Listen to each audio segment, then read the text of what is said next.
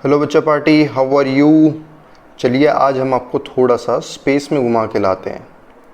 लेकिन स्पेस में जाने के लिए हमें धरती माँ के ग्रेविटेशनल फील्ड से बाहर जाना पड़ेगा, है ना।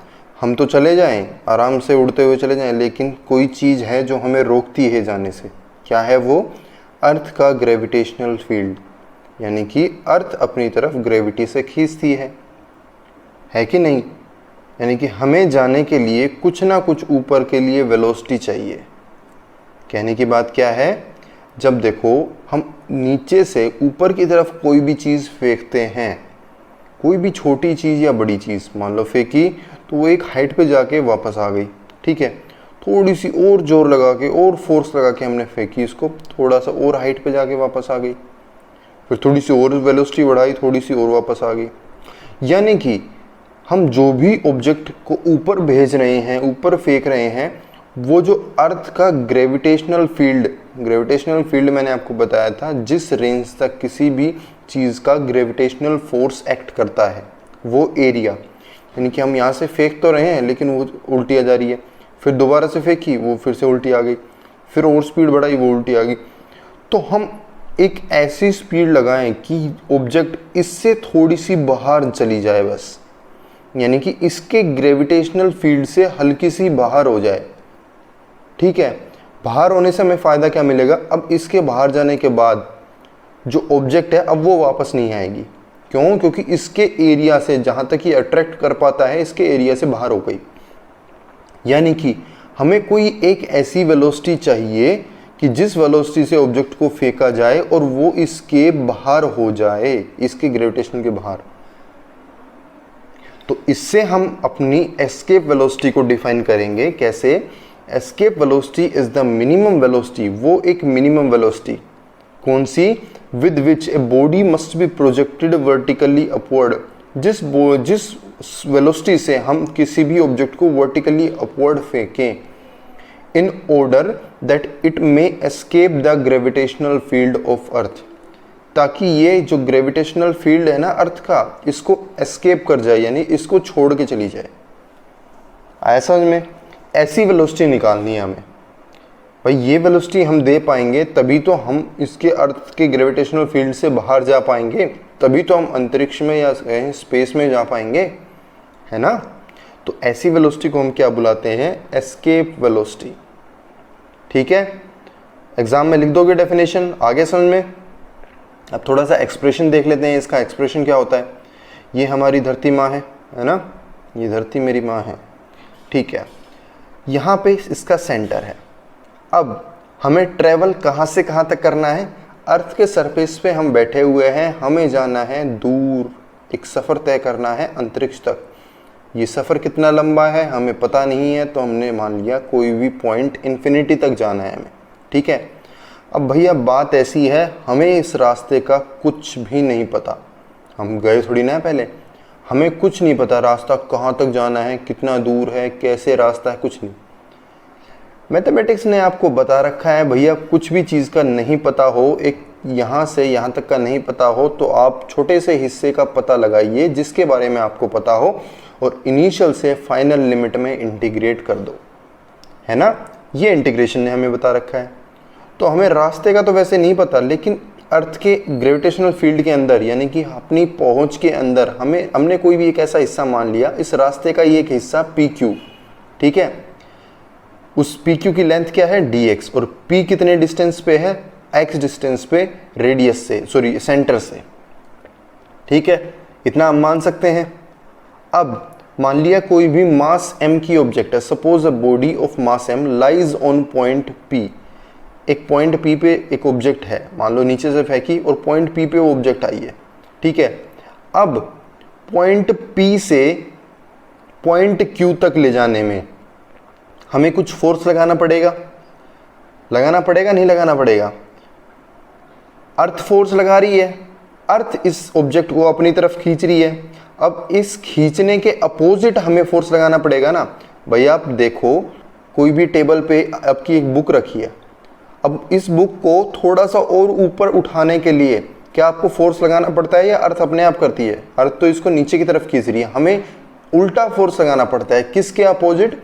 ग्रेविटेशनल फोर्स के अपोजिट हमें एक फोर्स लगाना पड़ता है ना। यानी कि P से Q जाने में फोर्स ऑफ अट्रैक्शन लग रहा है इसका नीचे की तरफ, तो हमें एक अपोजिट फोर्स लगाना पड़ेगा ताकि ऑब्जेक्ट P से Q चली जाए। यानी कि हमें इसके ऊपर कुछ काम करना पड़ेगा, वर्क करना पड़ेगा, है कि नहीं। किसके अपोजिट वर्क करना है? ग्रेविटेशनल फोर्स के अपोजिट। तो हमने, ये जायज़ बात है, तो पहले हम ग्रेविटेशनल फोर्स निकाल लेते हैं कितना है, उस हिसाब से वर्क करेंगे ना। तो ग्रेविटेशनल फोर्स इस पॉइंट पे कितना आ जाएगा? Gm/m/r²। r क्या है? डिस्टेंस, और डिस्टेंस क्या है इस टाइम पे? x है। सेंटर से डिस्टेंस लेना होता है, तो Gm/m/x²। इतना क्लियर है। अब हमें ये पता लग गया कि भैया ये फोर्स लग रहा है नीचे की तरफ, इसके अपोजिट हमें फोर्स लगाना है, ठीक है। तो देखिए dw हमने मान लिया कोई भी एक वर्क डन है in moving a body against the gravitational force. dw क्यों माना, w क्यों नहीं माना? क्योंकि हम लेके चल रहे हैं थोड़ा सा डिस्टेंस, इस छोटे से हिस्से के लिए हमने मान लिया dw। dw से w में जाने के लिए क्या करेंगे? इंटीग्रेशन लगाएंगे। इंटीग्रेशन कहाँ से कहाँ लगाएंगे भाई? ये एक हिस्से का, छोटे सा रास्ते का हिस्सा पता लगाया, रास्ता कहाँ से कहाँ तक है? यहाँ से और यहाँ तक जाना है। यानी कि डिस्टेंस कितना है? ये सेंटर से बानो, ये कितना है? r radius. यानी कि r से हमें इन्फिनिटी जाना है, ठीक है। सबसे पहले तो इस dw की बात करो, dw कितना आ जाएगा? w f इंटू एस, और dw क्या हो जाएगा? f into D x. f क्या है? f की वैल्यू ये है, dx क्या है? dx तो वैसे मल्टीप्लाई कर दो, तो ये आ गया आपके पास dw। यानी कि p से q जाने में कितना वर्क लगा। अब टोटल वर्क निकालने के लिए क्या है? इंटीग्रेशन। इंटीग्रेशन की लिमिट अभी अभी समझा दी मैंने, r से इन्फिनिटी तक, ठीक है। तो dw, w का इंटीग्रेशन, ठीक है। r से इन्फिनिटी, इस साइड भी इंटीग्रेशन कर दो, ठीक है। अब इस साइड इंटीग्रेशन करोगे तो आपके पास Gmm कॉन्स्टेंट, इसको बाहर ले आओ, Gmm बाहर आ गया, बचा क्या? 1/x²। 1/x² को आप लिख सकते हो x⁻²। ये थोड़े दिन पहले इंटीग्रेशन समझाइए।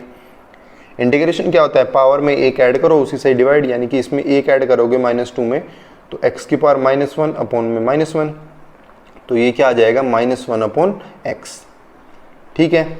अब करना क्या है? Next step, upper limit minus lower limit. सबसे पहले इस माइनस साइन को बाहर ले लो, बाहर ले लिया। अपर लिमिट यानी कि 1/∞, माइनस लोअर लिमिट यानी कि 1/r, ठीक है। 1/∞ मैंने आपको थोड़े दिन पहले समझाया था कितना होता है? 0। ये 0 हो जाएगा, ठीक है। तो बच क्या जाएगा? 0 माइनस ये, तो माइनस बाहर से मल्टीप्लाई होगा तो माइनस माइनस प्लस, तो आपके पास आ गया Gmm/r, ठीक है। अब ये हमने काम किया है कहाँ से कहाँ ले जाने में? इस ऑब्जेक्ट को यहाँ से और इन्फिनिटी तक ले जाने में। आई बात समझ में? अब देखो ध्यान से, नेक्स्ट स्टेप देखो। हमने मान लिया कि एक VE, क्या? VE एक वेलोसिटी है जिसको हमने नाम दिया एस्केप वेलोसिटी। ये एस्केप है, ER है ना, इसलिए लिखा है हमने VE। Escape velocity of the body, किसी भी बॉडी की एस्केप वेलोसिटी। एस्केप वेलोसिटी यानी कि उसके ग्रेविटेशनल फील्ड से बाहर जाने की वेलोसिटी। अगर ये वेलोसिटी है तो काइनेटिक एनर्जी का फॉर्मूला हमें पता है 12mv²। यानी कि हम क्या लिख सकते हैं? 12mv, इस टाइम में v क्या है? VE, तो VE²। ये वो वेलोसिटी है जो प्रोवाइड की जाए, यानी कि ये जो काइनेटिक एनर्जी है ना, ये हमें ऑब्जेक्ट को प्रोवाइड करवानी है। और ये काइनेटिक एनर्जी ही किसका काम करेगी? वर्क डन करने का। भाई एनर्जी क्या होता है? वर्क क्या होता है? Work is a form of energy ना। भाई किसी चीज़ को एनर्जी देंगे तभी तो वो काम करेगी। हम किसी ऑब्जेक्ट को मूव करवाने के लिए, मूविंग के यानी कि मोशन के साथ कौन सी एनर्जी होती है? आपको कई बार बता चुका हूं मैं, काइनेटिक एनर्जी। यानी कि अगर हमें ऑब्जेक्ट को सरफेस से स्पेस में लेके जाना है, ठीक है, तो हमें कौन सी एनर्जी देनी पड़ेगी? काइनेटिक एनर्जी, ठीक है। काइनेटिक एनर्जी 12mv², ये प्रोवाइड करवानी पड़ेगी at the surface earth, just sufficient to perform the work done W। हमने ये जो एनर्जी प्रोवाइड करवाई है ना 12mv², ये उतनी एनर्जी होगी कि ये W काम कर सके, जस्ट W काम कर सके, ठीक है। W कौन सा काम है? ये इसके ग्रेविटेशनल फील्ड से बाहर निकालने के लिए कितना वर्क डन होगा, ये वो है। ठीक है। ये VE क्या है, एस्केप वेलोसिटी यानी कि जस्ट एस्केप। तो काइनेटिक एनर्जी क्या होगी, वही होगी जस्ट एस्केप करवाने के लिए काइनेटिक एनर्जी। आ रहा है इतना समझ में, ठीक है। तो हम क्या पुट करेंगे, ये जो काइनेटिक एनर्जी आई यही वो वर्क डन होगा, यानी कि हाफ mv² किसके इक्वल हो जाएगा, Gmm/r के। क्लियर है। यहाँ से VE² कितना आ जाएगा, हाफ को इधर ले आओ, m से छोटा m से m कैंसिल हो जाएगा, Gm/r। और v को क्या लिख सकते हैं, स्क्वायर वो लगा दो, स्क्वायर रूट लगा दो, तो इस साइड भी स्क्वायर रूट हो जाएगा, तो यहाँ से स्क्वायर से कैंसिल हो जाएगा। तो ये आ गया आपके पास एक फॉर्मूला, ठीक है। एक तो ये फॉर्मूला हो गया, और इसी को ही थोड़ा सा और सिंप्लीफाई करके लिख सकते हैं हम, ग्रेविटी की एक्सेलरेशन ड्यू टू ग्रेविटी की वैल्यू सरफेस पे आप जानते हो क्या होती है, Gm/r²। ठीक है, यहाँ से Gm की वैल्यू क्या आ जाएगी, Gr²। तो यहाँ पे Gm की वैल्यू रख दो, क्या आ जाएगी 2Gr²/r, एक r से r कैंसिल, तो ये आ जाएगा √2Gr। ठीक है, ये दो फॉर्मूले आ गए आपके पास। अब ये अप्लाई कहाँ कहाँ पे करोगे, जब आपके पास ग्रेविटी की वैल्यू गिवन है किसी भी प्लेनेट की। भाई क्या होता है, एस्केप वेलोसिटी किसी प्लेनेट के लिए निकालोगे ना, कि भाई अर्थ के लिए एस्केप वेलोसिटी क्या है, यानी कि अर्थ के ग्रेविटेशनल फील्ड से बाहर जाने की वेलोसिटी, या फिर मून की एस्केप वेलोसिटी, मार्स की, जुपिटर की, ऐसे निकालोगे ना। यानी कि अगर किसी प्लेनेट की आपको ग्रेविटी दी हुई है तो आप ये फॉर्मूला अप्लाई करो। अगर ग्रेविटी ना दे के आपके पास मास गिवन है, ठीक है, या फिर मैं कहूँ कि आपके पास डेंसिटी गिवन है, डेंसिटी गिवन है तो आपके पास क्या हो जाएगा, रेडियस है, रेडियस से वॉल्यूम निकालो, वॉल्यूम इनटू डेंसिटी क्या आ जाएगा, मास आ जाएगा। तो आप ये फॉर्मूला लगाओ। इतना क्लियर है। कंपटीशन में बहुत ज़्यादा न्यूमेरिकल्स इस पे से कई बार पूछ लिए जाते हैं, तो इसको थोड़ा सा, इस पे जो जितने भी न्यूमेरिकल्स हैं आप थोड़ा सा ध्यान से प्लीज़ सोल्व करिए अपने आप। क्लियर है इतना। अब इसी के लिए हम थोड़ा सा एस्केप वेलोसिटी अपनी अर्थ के लिए निकाल लेते हैं कि धरती के ग्रेविटेशनल फील्ड को छोड़ने के लिए, यानी कि इसको एस्केप करने के लिए हमें कितनी वेलोसिटी चाहिएगी। ठीक है, तो फॉर्मूला लगा दो। आपके पास ग्रेविटी तो हमें पता ही है, तो सीधा ये फॉर्मूला लगा देंगे। क्या, अर्थ की रेडियस हम क्या मान के चलते हैं, 6400 किलोमीटर। इसको मीटर में कन्वर्ट कर लो, 6.4 × 10⁶ मीटर।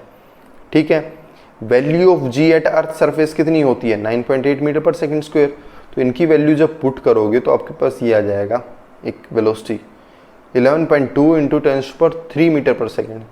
10⁻³ को हम क्या लिख सकते हैं, 1 किलोमीटर, यानी कि 11.2 किलोमीटर/सेकंड।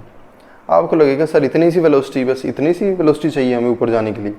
बेटा इसकी यूनिट पे ध्यान दो, किलोमीटर/सेकंड, यानी कि एक ऐसी वेलोसिटी कि आप 11.2 किलोमीटर एक सेकंड में ट्रेवल कर रहे हो। अब आप सोचो ये कितनी ज़्यादा हो जाएगी, है ना। जो आपके रॉकेट्स होते हैं, जो आप सैटेलाइट लॉन्च करवाते हो, तो जितने भी रॉकेट्स होते हैं इनको इतनी स्पीड से एटलीस्ट लॉन्च करना पड़ता है ताकि ये ग्रेविटेशनल फील्ड के बाहर एग्जिट कर सके, एस्केप कर सके। ठीक है, आया इतना समझ में सारा फंडा एस्केप वेलोसिटी का। ये हमेशा पूछा ही जाता है, तो इसको पक्का इंपॉर्टेंट मार्क करके आप नोट करो। ठीक है, अब इसके बाद आपके दो टॉपिक्स आते हैं। एक तो सैटेलाइट है। सैटेलाइट के दो हिस्से होते हैं, एक तो नेचुरल, एक आर्टिफिशियल। ये थोड़ा सा थ्योरेटिकल है, इसमें मैंने बुक्स के नोट्स डाल दिए हैं, आप इसकी रीडिंग जरूर लेना अपने हिसाब से। ठीक है, थोड़ा सा एक बार अपने तरीके से आप पढ़ के देखोगे तो समझ में आ जाएगा।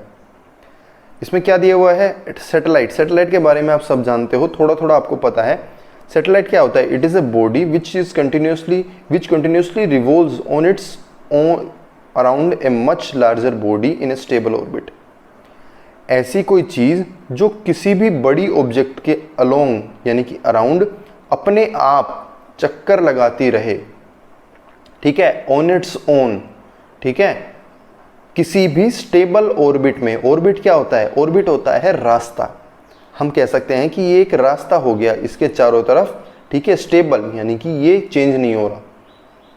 आया समझ में। तो ऐसी चीज़ को हम क्या बुलाते हैं, सैटेलाइट। सैटेलाइट दो तरीके की होती है हमारे पास, एक तो नेचुरल और एक आर्टिफिशियल। नेचुरल सैटेलाइट कौन सी होती है, जो नेचर ने हमें दी है, यानी कि एक सैटेलाइट क्रिएटेड बाय नेचर। सबसे बेस्ट एग्जांपल क्या है, मून। ठीक है, मून क्या है, एक नेचुरल सैटेलाइट है। किसका सैटेलाइट है, अर्थ का, क्योंकि वो अर्थ के चारों तरफ चक्कर लगाता है। आया समझ में। अब इसमें एक चीज़ और दी है, in fact each planet is a satellite. Planets जो होते हैं ना वो भी एक तरीके से सैटेलाइट ही होते हैं। जैसे अर्थ है, अर्थ किसके चारों तरफ चक्कर लगा रही है? सन के चारों तरफ चक्कर लगा रही है, तो हम इसे भी एक तरीके की सैटेलाइट मान सकते हैं, लेकिन ये बड़ी सैटेलाइट है थोड़ी, है ना, इसी का ही हम नाम देते हैं प्लैनेट्स। दूसरा हिस्सा आता है आपके पास आर्टिफिशियल सैटेलाइट। आर्टिफिशियल क्या होता है? जो मैन मेड होता है, जो इंसान खुद बना के भेजता है, जो हम लॉन्च करवाते हैं ना अपने, तो वो होते हैं आर्टिफिशियल सैटेलाइट्स। इंडिया के आर्टिफिशियल सैटेलाइट का नाम बता सकते हो? चंद्रयान वगैरह ये जितने भी हैं ना आपके पास, ये है इंडिया के। ये जो है स्पुतनिक 1, ये है रशिया का, ठीक है। अभी तो स्पुतनिक 5 भी लॉन्च हो गया है, ठीक है। तो ये सब इनके बारे में आप अपने तरीके से पढ़ना है एक बार, ठीक है। दूसरा टॉपिक आता है कि लॉन्चिंग ऑफ सैटेलाइट, कि सैटेलाइट को लॉन्च करने के दो सबसे मेन इंपॉर्टेंट तरीके होते हैं। सबसे पहले तो बात करते हैं हम लॉन्चिंग स्पीड यानी कि एस्केप वेलोसिटी के बारे में। एस्केप वेलोसिटी हम पहले पढ़ चुके हैं 11.2 मीटर पर सेकेंड, किलोमीटर पर सेकेंड, ठीक है। तो इसके बारे में पढ़ना। दूसरा एक हिस्सा आता है कि भैया देखो, दो हिस्सों में लॉन्च होती है सैटेलाइट। पहले तो हमें अर्थ के ग्रेविटेशनल फील्ड से बाहर निकालना पड़ता है, ठीक है। यहाँ पे सैटेलाइट हो गई, अब इसको एक ऐसी वेलोसिटी देनी पड़ती है ताकि ये ऐसे मूव करती रहे, ठीक है, यानी कि ऑर्बिटल वेलोसिटी। तो दो हिस्से हमारे पास क्या आए हैं, एक तो एस्केप वेलोसिटी, एक ऑर्बिटल वेलोसिटी। एस्केप वेलोसिटी हम पढ़ चुके हैं, ऑर्बिटल वेलोसिटी की हम नेक्स्ट लेक्चर में बात करेंगे, ठीक है। इसके ऊपर आप थोड़ा सा देखना, न्यूमेरिकल्स वगैरह सर्च करना है इसके ऊपर, ठीक है, और इसको जरूर रीडिंग लेना, ठीक है। आगे नेक्स्ट लेक्चर में कंटिन्यू करेंगे। All the best, thank you.